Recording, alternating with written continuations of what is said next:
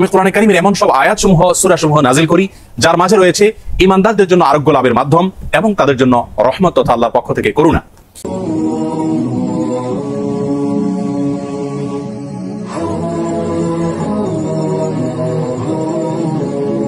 আয়াতের ব্যাখ্যা মুফাসসিরদের অনেকেই বলেছেন এখানে আল্লাহ রাব্বুল আলামিন আত্মিক রোগসমূহ থেকে আরোগ্য লাভের মাধ্যমের কথা বুঝিয়েছেন, অর্থাৎ কোরআনের প্রেসক্রিপশনকে অনুসরণ করার মাধ্যমে মানুষ প্রকৃত মানুষে পরিণত হয়, মানবীয় গুণাবলী অর্জন করে মানুষ আল্লাহর রাব্বুল আলামিনের প্রিয় পাত্রে পরিণত হয়।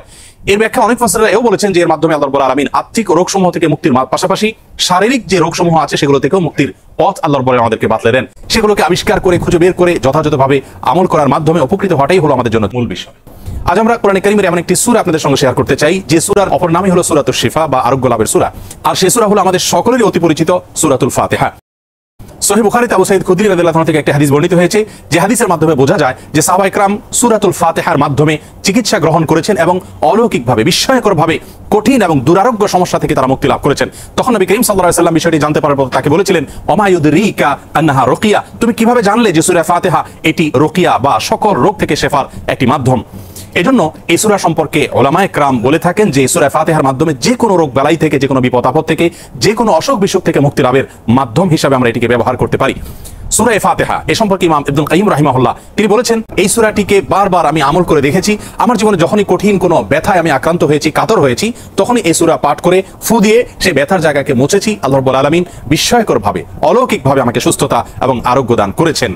আমি ব্যক্তিগতভাবে আমার কথা বলতে পারি যে আমার বাসায় পরিবারে আমার বাচ্চাদের যখন কোনো অসুখ বিসুখ হয়েছে, কখনো কোনো সমস্যা দেখা দিয়েছে, তৎক্ষণাৎ আমি সূরা ফাতিহা পাঠ করে তাদেরকে ফু দিয়েছি, তাদের শরীরে মুছেছি এবং সঙ্গে সঙ্গে আল্লাহ রাব্বুল আলামিন বিস্ময়করভাবে আমাকে উপকারিতা দিয়েছেন। আর এরকম ঘটনা আমার জীবনে 2-4 বার নয় বরং অগণিতবার ঘটেছে।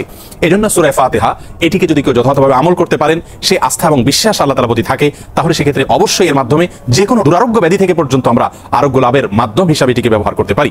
হাদিসে কুদসিতে আল্লাহ রাব্বুল আলামিন বলেছেন, আনা ইনদা যান্নি আবদি বি, বান্দা আমার প্রতি যেমন ধারণা করবে আমি তার প্রতি সেরূপ আচরণ করব।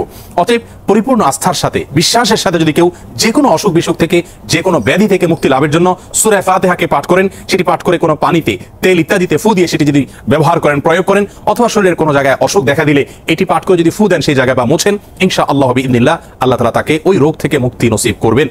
এবং এটি হাজারো লাখো উলামায়ে কেরাম এবং ঈমানদারদের পরীক্ষিত একটি আমল। আমরা এই আমলটি যে কেউ করতে পারি। আমরা অনেকে মনে করি এই সমস্ত সূরার মাধ্যমে আরোগ্য লাভের জন্য বোধহয় কোনো মুত্তাকি পরহেজগার মানুষ দিয়ে এগুলো পাঠ করাতে হয়। মূলত আমরা যে কোনো মুসলমানই এটিকে আমল করতে পারি এবং এর মাধ্যমে আরোগ্য লাভের চেষ্টা করতে পারি। আল্লাহ রাব্বুল আলামিন আমাদের সকলকে কোরআনে কারীমকে সব দিক থেকে আমাদের অনুকরণীয়, অনুসরণীয় গ্রন্থ হিসেবে গ্রহণ করার তৌফিক দান করুন। কোরআনে কারীমের সকল প্রেসক্রিপশনগুলো মেনে আমাদের জীবনকে আলোকিত করার তৌফিক দান করুন এবং কোরআন থেকে শেফা গ্রহণ করে আরোগ্য লাভ করে আল্লাহ তাআলার প্রতি